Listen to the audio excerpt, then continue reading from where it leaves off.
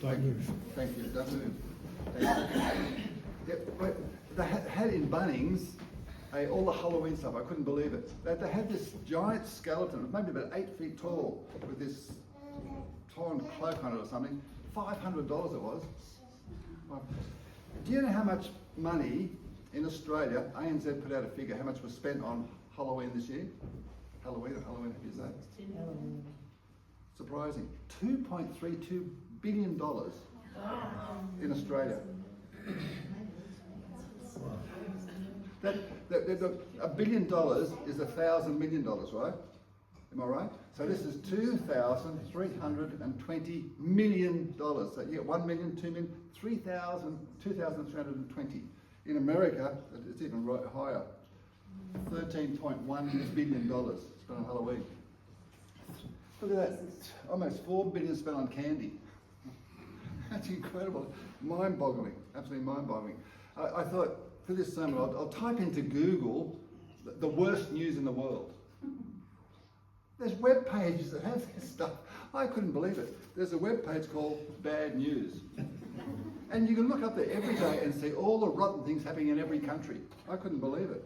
It starts off with England. This is about a week ago or something. It starts off with England, a little flag England, and then it goes through USA, Australia, every country in the world picks out the bad news for that day. I couldn't believe it. I started to look through it. It was sickening. Just look at that top one. Just the one. Dad dies of grief. This is in London. Dad dies of grief after daughter 12 raped and beheaded. In London. What a world we're living in. All these things are signs of the times pointing that Jesus is coming again.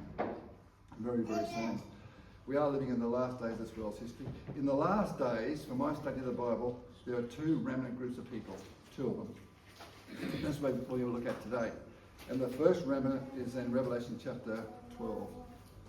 And Revelation chapter 12 is an exciting chapter. It's only 17 verses, but in those 17 verses, God has given us the history of the Christian church from just before the birth of Jesus down to the time in which we live. In those 17 verses. And in verse 17 it says this.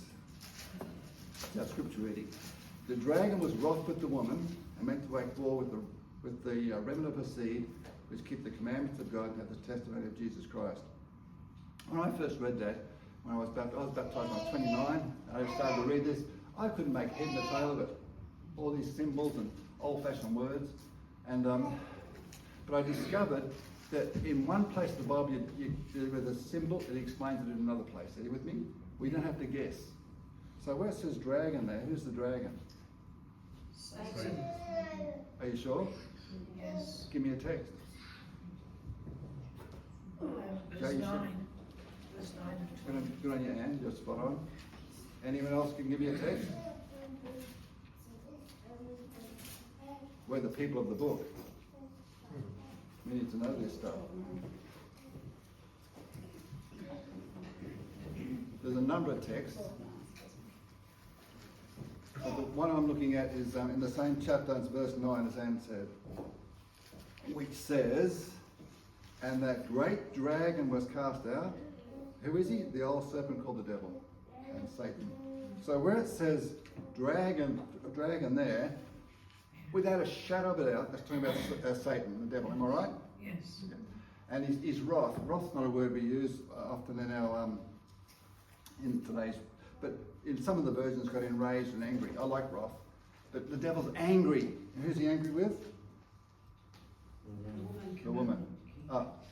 Who's the woman? The church. Which church? The one who gives the commandment. Yeah. Faithful to Jesus. That's right. You're jumping ahead, but you're spot on. Testimony keeps the testimony of Jesus Christ and keep the commandments. Yep.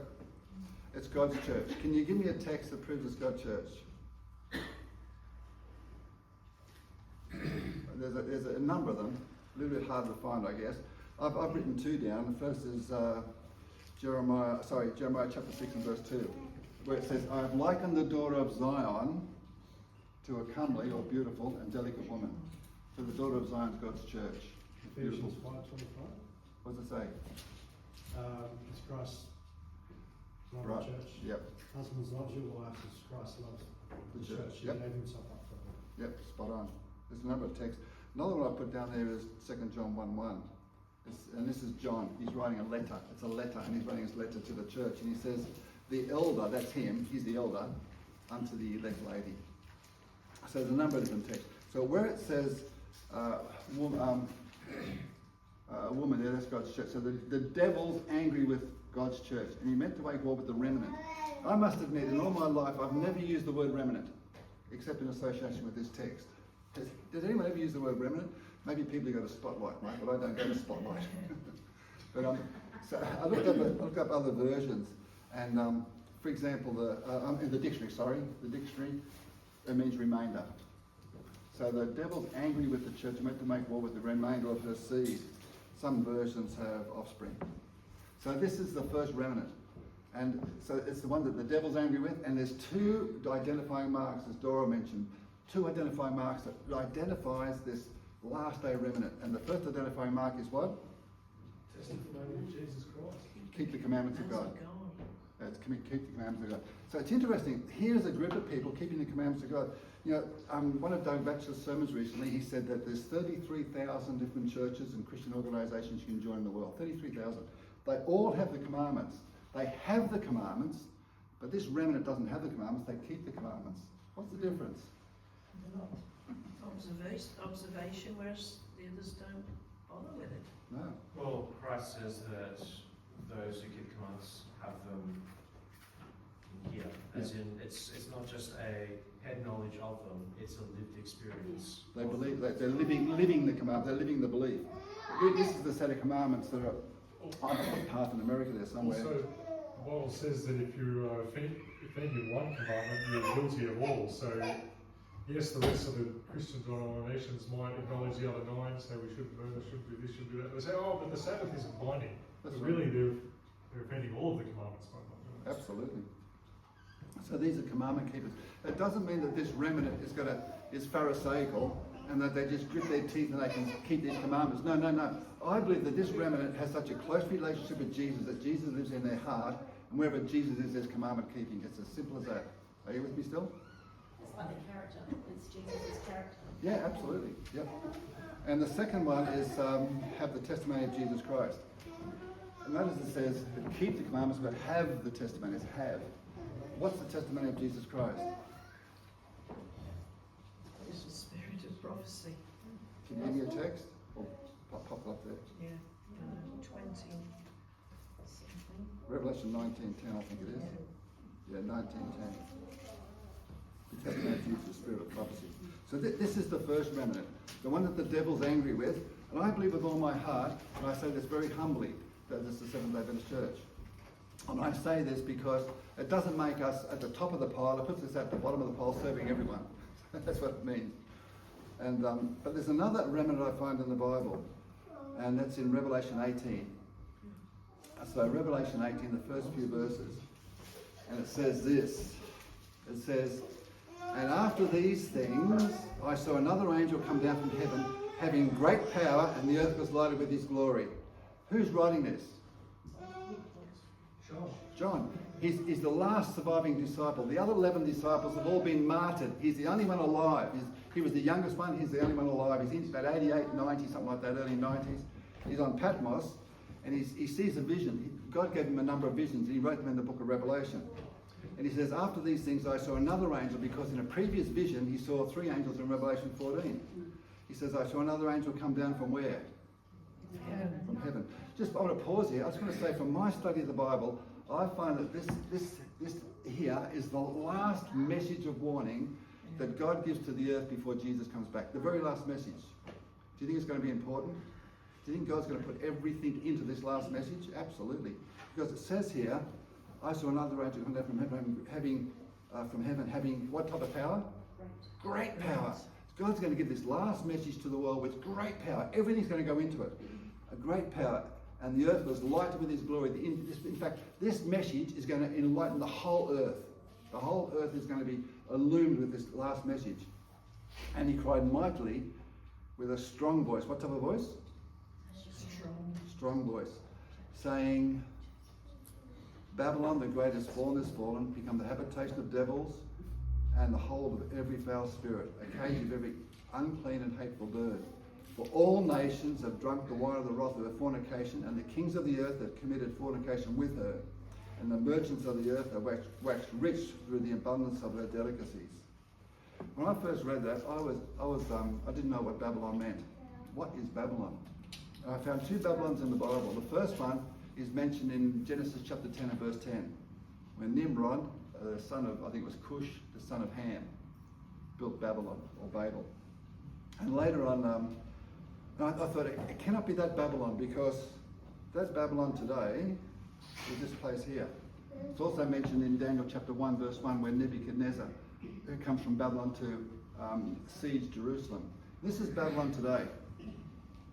It's not. It can't be that Babylon in the last days. This is the last day, the last message to the world, and here we have this old Babylon. It can't be that Babylon. The only other mention of Babylon I can find is when Noah comes out of the ark, and God puts the rainbow, remember, which symbolised there's going to be no more worldwide flood. And they didn't believe him. They didn't believe him when he said, get into the ark. They didn't believe him when he said there's going to be no more flood. And they built the Tower of Babel. And remember, in those days there was one language. And as they built the Tower of Babel, what did God do? He confused the languages. And they couldn't complete the work. They couldn't complete the job of building the tower. And I can just imagine one guy saying, pass me a brick, another guy, don't talk to me, don't babble to me, you know. You would have said something like that and they would have had a fight. And they couldn't finish the work. So that there is a fitting symbol of the world-loving churches of the last day, Babylon, because they're confused, not confused with their language, but they're confused with their doctrine, because they have the commandments, but they don't keep the commandments, and they're totally confused. And I want to share a story just to illustrate. When we first went to Cambodia, this was the team of literature evangelists that I inherited, if you like. And I spent all my life in the literature ministry. It's a very simple work, a bag of books, you knock on doors and present Jesus to people through the books. That's what it's all about, very simple. And this was the team that I inherited. When I first went there, has anyone been to Phnom Penh Airport? Phil, have you been there? Phnom Penh Airport. Yes. Did you ever go to the old one before the new one was built? No, the old one. The old one? Tin shed. Back from the Khmer Rouge days. Well, that's when I first went there. And I remember getting off no security at all from what I remember. And they all come out to meet me at the plane, get off the plane, the steps that come down. They're all standing there in two lines, standing at attention, waiting for me to walk through. And I walked through, I thought, who are these people? And I found out they were doing it for me. Don't they realise I'm just joined from Australia? And I walked through, and then I felt like saluting. And they were just so happy that someone came. And then they assigned two girls to look after me, because Phnom Penh was still a bit of a rascal place. The girl on the end, her name was Lek, this is Horn. These two girls were assigned to be my bodyguards, believe it or not. Wherever I went, they went with me. In fact, not only that, wherever I went anywhere, they're all just about all girls when you go back. It's about all girls. And whenever I went anywhere, I had a lot of girls around me, and they're all that high. So I had across the street was really exciting the first few days, because I'd go across the street and it's just chaos, you know. You take your life in your own hands. And I had these girls around me like a barrier. I'd walk across the street with this team of girls around me everywhere. And then Horn had a motorbike. That was her bike there. And so she used to take me everywhere on the bike. So she'd be on the front of the bike, I'd be behind Horn, and Lek was behind me. That was just horrible, horrible. You know, weaving out of the traffic, and you can't touch them. You try to balance on this bike, it was absolutely horrible. So I bought my own bike. That's what I did. So I had my own bike. And I said to him, okay, I'll meet you. I stayed at a hotel. I'll meet you at the mission office tomorrow morning at 9 o'clock or something, the whole team. And I thought, great, I got some freedom. I can ride my bike to the mission office. You're not going to believe it. I come out and got on my bike. They had a team of girls around me on bikes. Rode the mission office with a team of girls around me. So I had to break free. I really did. So I thought I'm going to go out Saturday night, you preach somewhere, Saturday night after Sabbath, I'm going to go out and have a meal. Not where all the tourists go, but there's this little restaurant we used to go to sometimes with some of the girls. It was like a little local restaurant. So I jumped on my bike and rode there, and by this time I picked up a bit of the language. I could say, just the basic things. And I got there and I was quite sort of, what's the word, proud of myself. I could speak a bit of Cambodian. I thought, I'm pretty cool, it's going to be good. I got to this restaurant, about half the size of this room, about 40 people jammed in there. I found a seat way up in the back corner. I sat down there and the young girl came out, and I was the centre of attention already because no Westerns ever come to this restaurant. Not only am I a foot taller than everyone else, but I'm white and I'm just sort of the attraction for the night. I'm the entertainment for tonight. So I walk in, I sit down at the table, a young girl comes out to serve me or ask me for my order, and I say, you put your hands together, you say, Chom Rip Su, Saksabai, good evening, how are you? And she responded, she was amazed at it. I thought she could understand, that's good. Then I said, I thought what was pretty good Cambodian, I'm a vegetarian, I'd like a meal. And she went, huh? I thought, what's the matter, can't you speak Cambodian? So I said it again and again and again, and I started to say it in English, and I ended up getting it. And by this time, everyone's looking at me. I'm the Saturday Night Live thing, And they got, I remember getting a book and drawing pictures of cows and sheep and dogs and cats. None of these things I wanted anything. I want vegetables. And she couldn't get it. And passerbys were coming up the street. The place was jam-packed with about 100 people. Me in the corner, can't get out. And the longer it went, the worse it got. I was so embarrassed. And I was standing there trying to get this. It was either die of starvation or get a meal. I could not get out. It was so packed. And then someone thought there's a girl down the road here somewhere who in one of the shops can speak a bit of English, and they dragged her and put her in front of me, and I tried Cambodian English and she couldn't get it, and she tried. Eventually she got it, and she told everyone what I wanted, and they laughed and laughed and laughed. Not at me, but just it was such a funny thing, they thought. Never the most embarrassing meal I ever ate was sitting there watching about 100 people looking at me eat this meal. I was glad to get out. Total confusion. And when you look at that Babylon in the Revelation 18, it says that Babylon has fallen. Total confusion. They do not keep the commandments of God. They cannot finish the work that God has given them to do. And just total confusion with their doctrine. And it comes down to verse 4. It says, and I had another voice from heaven saying, come out of her, my people, that ye be not partakers of her sins, and that ye receive not of her plagues. When I read that first time, I was totally shocked. I thought, how can God have his people in Babylon? It didn't add up. Here is Babylon become the habitation of devils, hold of every foul spirit. How can God have his people in the world-loving churches in the last days? Do you think God has his people in these other churches? Yes. Absolutely. Absolutely. Share a story with you. One of my territories as a literature evangelist was Toronto, north of Sydney there, where I worked for 1 year. And it was this is what the house looked like, knocking on doors, this is what the house looked like. It was the old weatherboard style with the tile roof, well-established garden, probably 40, 50 years old or something. Had the fence, the rail fence with the mesh wire in the middle and the wrought iron gate you open up and the letterbox sitting there. It was just like a beautiful little picture, but old picture. And I knocked on the door and no one answered. So you wait, 30 seconds or a minute or something, and you knock again, and you wait another 30 seconds, no one answered. So I walked off, got to the letterbox, I was just about to put a sign for the time in the letterbox, and the door opened. So I spun around, this is what I saw. There was a woman about maybe in her mid-40s, 45, 5'48", something like that. And she had obviously just woken up, even though it was lunchtime. She had a dressing gown on, full length, mission brown colour it was. And her hair was sort of up like this, but it fell over in the night, it was sort of hanging down here. She had no makeup on, and she had a cigarette that she was smoking. And she's coughing. And she come to the door. Obviously, I knocked on the door, woke her up, she sort of crawled out of bed, got this dressing gown on, lit a cigarette, found the door, and then so I raced back to her and said, good morning, how are you? And she said, look, cut to the chase, which church are you with? I said, Seventh-day Adventist. I thought, that'll sort it out one way or another. She said, come in. I thought, that's a good sign. So I was following her down this long hallway. It was really long. I went from the front door right down to the back of the house. There was doors off it, but they were all shut. And I'm following her down there, and she's smoking this cigarette like this. And this cigarette's coming out over the top of like this. I'm trying to dodge this stuff as I'm walking down. About halfway down, she stops and she spins around and she looks at me and she says, I really, she's smoking a cigarette, I really admire the Seventh-day Adventist health message, she said. And I didn't say a word, I just looked at her and thought, this is going to be a good one. And she kept walking, and when she got to the end of the hall, she stopped again and spun around, and she said, I'm going to shock you. She said, I'm a lady reverend. I'm a reverend with the Uniting Church. I thought, this is going to be a great one. So we sat down at the table, and she explained to me that this was her church.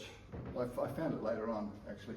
She said, I've got the largest Uniting Church in Victoria or something. This is it anyway. And then she explained to me that this is a sister's house in Toronto, up near Newcastle, sister's house. She said, my sister's got cancer, terminal cancer, and she's just having some chemotherapy. And I flew up last night, got here late. I'm thinking, oh, that's why she's sleeping. She's got here late, see? And then she said this. I had to use my credit card for the very first time ever to pay for the airfare. I'm so broke. And a little voice said to me, you're wasting your time here. You've got no money. Whose voice is that? Same. The devil's voice, yeah. You know, I haven't come to get money. Money's not my primary motive at all. You know, if I want money, I'll work in the mines in Western Australia or something. Money's not my. We need money to live off, but by far, I'd rather spend an hour with someone and lead them to Jesus and have no money than get $1 million for doing nothing type of thing. And another little voice said to me, this voice said, you're wasting time. Get out of here. Go somewhere where there's money. Another little voice said to me, trust in me with all your heart. Lean not unto your own understanding. In all your ways acknowledge me, and I will direct your path. And I've learned that those two voices, they sound very similar. Very similar. First of all, I discovered that God's voice is so tiny. He made the countless universe, billions of light years every which way, but his voice is so tiny. And the devil's learned to copy that voice. That's why people say, they did some bad crime, or the devil told me, God told me to do it. It's not God, it's the other voice. It sounds like God. The devil's counterfeit God's voice. Anyway, I sat down and I started to show her my books, a set of health books, 5 health books I showed her. And she said, these are great, I want them. I hope you stop smoking, I've got to get my health back together. And I said, Anne, there's one more book. And I brought out one of our spiritual books, and she said, I'm not interested in a book on theology, she said. I said, Anne, it's not theology, it's about Jesus. She said, I'm going back to Melbourne, I'm sitting for some degrees exam or something, and I'm not interested, but I want those 5 books. Then she did something very strange. She put her hand on the table and grabbed a handbag and pulled it across and pulled something out which made my eyes almost pop out. It was something just like this. A roll of money. It was so big, she rolled it to me across the table. And I stopped it, and I looked at it with my eyes hanging out. I've never seen so much money before in my life. Particularly when she said she was broke. It didn't add up. I looked at her, and she read my mind, and she said, you're probably wondering where I got this money from. She said, when I left Melbourne, my church congregation had an offering. And they gave me the offering, they said, it's yours to keep, do whatever you want with it. She says, there was enough money there to buy the books. I looked and I said, man, you can have the books. My bag will probably throw the car into if you want it. There's so much money. So I took up a couple of notes for the books and rolled it back to her. And as I rolled it back, I saw her stop it. And I'm writing up this receipt, and I could see her out of the corner of my eye. She stopped and she just looked at it for about a minute. And then after about a minute, she rolled it back to me. And I stopped it, and I was totally confused. I just looked at her with a confused look on my face. And she said these exact words, do you take donations? I said, what do you mean? She says, you're going from door to door, preparing people for Jesus to come. When you go to homes, and they can't afford these wonderful books, use that money to pay for the books. And the little voice said, I told you so, trust me, trust me. And then that same little voice, plain as day, said, give her a book for free. So I pulled out 2 books, Desire of Ages and Today, Tomorrow, New. I said, Anne, look, you've been so kind, I want to give you a gift. And she burst into tears. I don't mean just tears running down, she burst into really big tears. In fact, I said to her, have I offended you? And she said, no. She said, God sent you to my home today. And it was a message in one of these books he wants me to have, but I don't know which book it is. And she shut her eyes and raised her hand. She said, Lord, whichever book I'm supposed to have, help my hand hit it first and to touch the green book first. And she took it. We prayed together. She gave me a card. She said, when you come to Melbourne, can you come and preach in my church? I said, I'd love to. You know, there are genuine people in all these other churches. In fact, I love this quote from Great Controversy. It's a lot of heavy words, but listen to it carefully. Notwithstanding the spiritual darkness and alienation from God that exists in the church which constitutes Babylon, the great body of Christ's true followers are still to be found in their communion. The great body, that's telling me that's the majority of God's remnant are still in the other churches.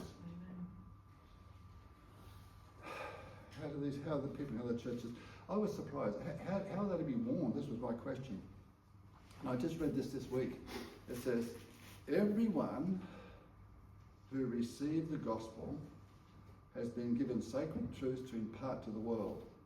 God's faithful people have always been aggressive missionaries. That doesn't mean we go out and grab people by the throat like I used to. Shake their necks. What's the matter? Wake up yourself. Converted. That doesn't mean to be aggressive like that. It means to work with determination. I won't give up. Work with animation and determination. It goes on to say, the Spirit and the bride say, come. And let him that heareth say, come. That's from Revelation 22:17. It says, the charge to give the invitation includes the entire church. Everyone who has heard the invitation is to echo the message from hill and valley saying, come. When you're part of that first remnant, it's not just a sitting down job. Remember Ellen White's first vision? She saw a path going up from the 1844 message right up to Jesus, like in heaven. And the Adventist people were walking on that path. There was no park benches. They weren't sitting, they were walking in single file. Every one of us got something to do for Jesus. Every one of us. You cannot be a part of the remnant, first remnant, and have nothing to do. That's an oxymoron. It doesn't work. Yes. So it says here, the Spirit and the bride say, come. Then him that heareth say, come. The charge to give this invitation includes the church, the entire church. Everyone who has heard the invitation is to echo the message from hill and valley saying, come, come. You know, I find literature such a powerful method to initiate conversation, to reach people. I want to illustrate with a story that happened to me when I first became an Adventist. I call it the postman story. Our first church, we were living up near Gosford there somewhere, in a little town called Canwell. It's just a little town on the lake. And it had a church, Adventist church, about 100 people. It was our first church. And I just come off, I've been working on this job for 2.5 years with no holidays, no breaks, and I got a huge payout, and I wanted to have about 3 months off. I was excited about sharing this message. I was buying books and I didn't know about literature ministry. I was just buying books, putting them in a backpack, and knocking on doors and saying, look, I was a drug addict, and God changed my life. Do you want one of the books that changed my life? And people were taking these books, and I was going to do that for 3 months before I even thought about getting the job. But there's a dear old lady in the church, this first church. She was about, and she heard that I didn't have a job, wife and 2 kids, and didn't have a job. So she said to the head elder, his name was Arthur Keeler, said, Arthur, this young guy hasn't got a job. You've got to employ him at your factory. So Arthur came along and said, John, will you come work in my factory? I didn't want a job. He was such a nice guy, I couldn't say no. He was a most beautiful, lovely person, Arthur. He's in his 70s, I guess, or 80s. And so I worked with him for a year, 1 year while I was trained to be an LE. And this was his factory. He made roof trusses and frames, that's what he did. My job was to work this saw here, and I used to cut the angles on the webs and stuff. But I was my whole life was to get rid of literature, distribute literature. So under the saw I had 3 boxes. I had a box of Signs of the Times, a box of Steps to Christ, and a box of Great Controversies. And everybody who come in got a book, everybody. And Arthur didn't mind because he was really on fire for Jesus, but he was running this business, and so I just chased people and give them more books. Except for one guy, it was the postman. My saw was in the door around to the left. The postman used to ride his bike past every day at different times, which made it very difficult. And he used to throw a bundle of mail with a rubber band around, just throw it in the door and ride off. And I thought, okay, it's a challenge, I can do this. I'd chase him, and I just couldn't I couldn't catch him. I used to lay at bed at night, I couldn't sleep, thinking of ways to get this guy. You know, and in the end, the best plan I could come up with, get his signs, wrap it up, put it in your belt. As soon as the mail come, drop and run and just till you catch him. Now this was on the main highway before the expressway. And one day next day the mail come in, and I just run down the highway chasing after his bike.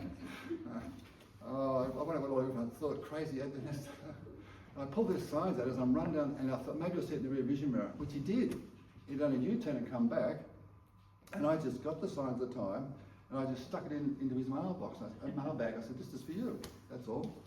No fancy words, this is for you." He rode off. The next day he'd come back, and I saw him. He parked his bike, put the kickstand down, took his helmet off, and the little voice said, "He's found something in there that's upset him, he's come to fight you." I didn't know about the voice, I just heard that voice. And I thought he's going to fight. Okay, I'll fight him. So he parked his bike, he walked up to me, he said, "Are you a Christian?" I said, "Yeah, what of it?" And he said, No, he said, "I've been praying that God was going to lead you a Christian. Can you help me?" I went into panic mode. I hadn't been going to church a couple of weeks. I went into absolute panic mode. Box 2, so I pulled out a Steps to Christ, read this. And fortunately he left. The next day he come back, he said, "I read that last night, the whole thing is fantastic. Can you help me more?" Panic mode. Book 3, great controversy.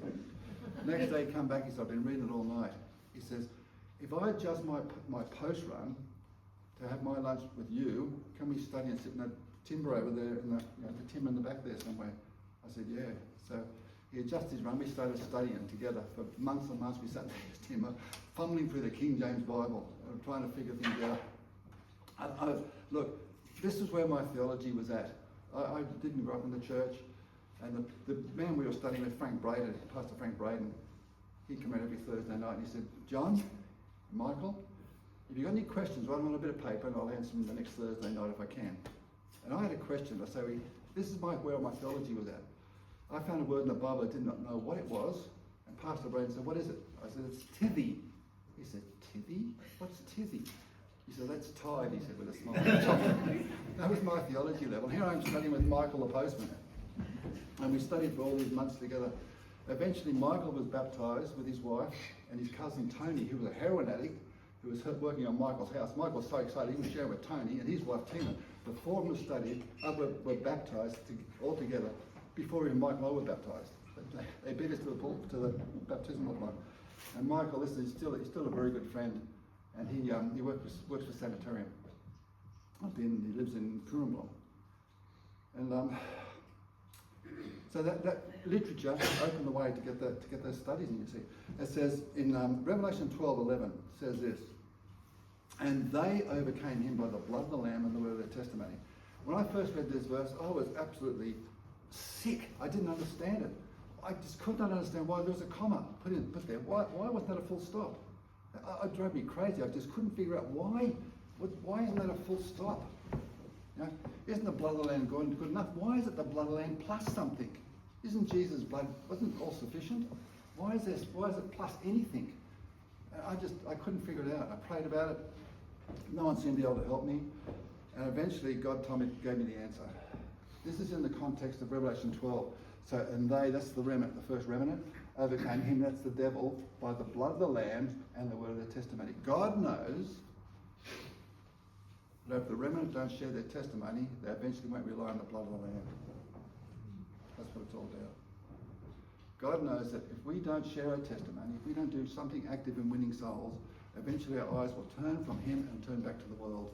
We may still be nominal Adventists, doing all the things that Adventists do, happy Sabbath, paying their tithes and whatever else it is. Even being a pastor, it doesn't matter. Position is no safety and security for salvation. I found that we need to share our testimony.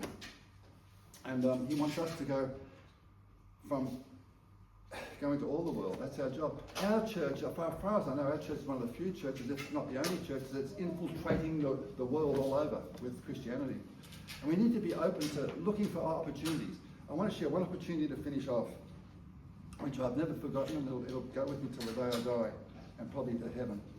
This is this lady was one of my early leaders on Borneo. Her name's JB. JB is her name, and she was an absolute gem. She was more like almost like an adopted daughter. In fact, her father was dead, and she used to call me daddy. She still calls me daddy to this day, even though she's only about 10 years younger.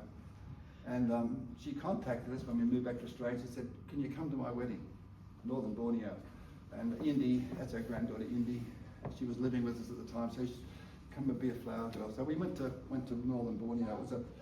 It was weddings there are different than here. They go all day, about 12, 15 hours. and all dressed in their costumes and stuff. And it was a big day, and I wish I had time to tell you about some of the stuff there. But on the way to Sabah, it was way up in the very tip on the north there, a place called Kedah. We stopped off in Singapore. We used to live there, and our granddaughter went to school there. She wanted to go back to see her teacher there, and she saved up a pocket full of money that she wanted to spend in the markets and stuff. So we stayed there for a few days. And at the market, where we live, we were living up here, the union office was up here somewhere, staying in a flat there. We just got this, they call it the MRT, Mass Rapid Transport, the underground line, called it Chinatown. And we took Indy there to spend the money, see. And in Chinatown, you come up out of an escalator and you're in, maybe some of you have been there, and you're in Chinatown. So Michael took Indy down these booths, looking at stuff, and she's about 12 or something, and she wants to spend the $100 in every shop she goes in, you know. And Michael's trying to sort of make her spend it wisely and all that stuff. And I'm patiently standing over here in the shade, you know, as a patient father and husband does. None of us men like shopping. There's no shops in heaven. It's going to be great.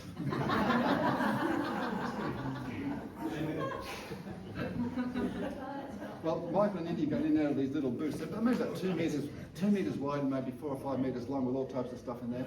And Michael's going in and out. I'm just walking down. When they come out of one, I've moved down to the next one, stand there with my backpack.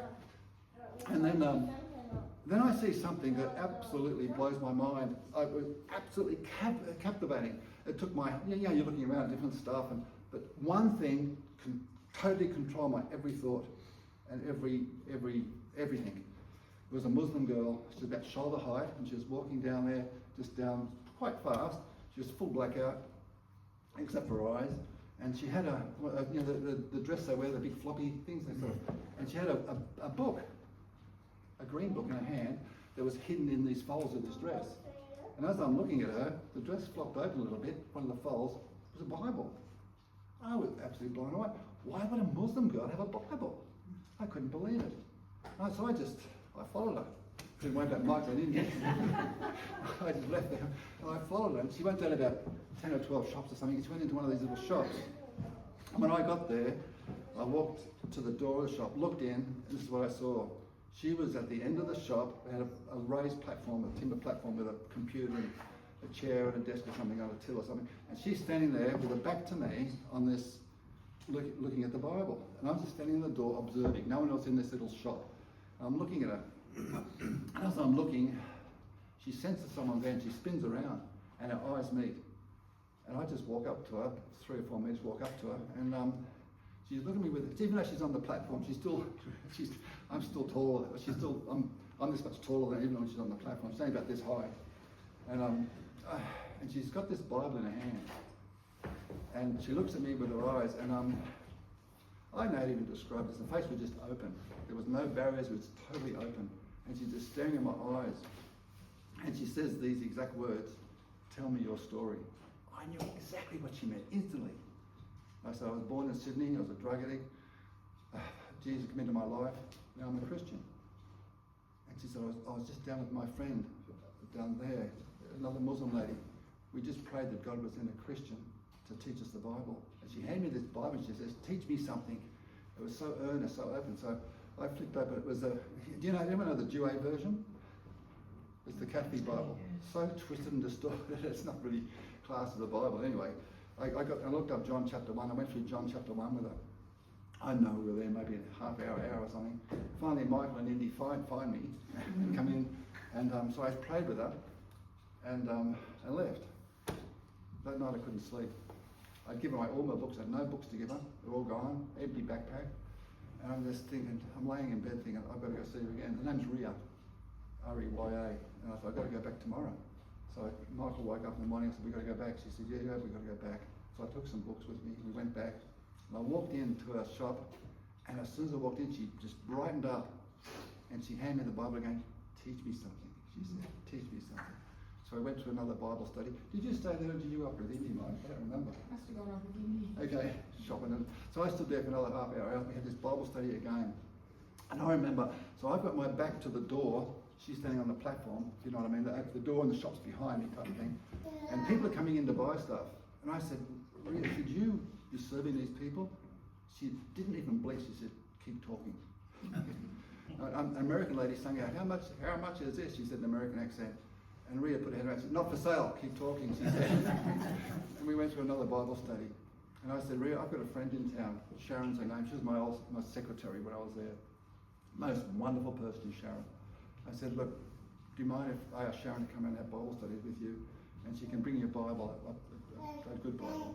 And she said, I love that. So we connected them together, they had Bible studies.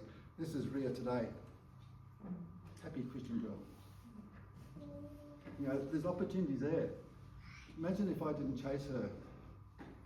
You know, I've got nothing special. All I've got is the Holy Spirit. And when the Holy Spirit's in your heart, He can use every one of us. Because it's the same Spirit, no matter who's got the Holy Spirit. Am I right? It doesn't depend on us. It just depends on our being available. I got no special talents. I can hardly talk sometimes. There are people there who are just searching. That's why I love David.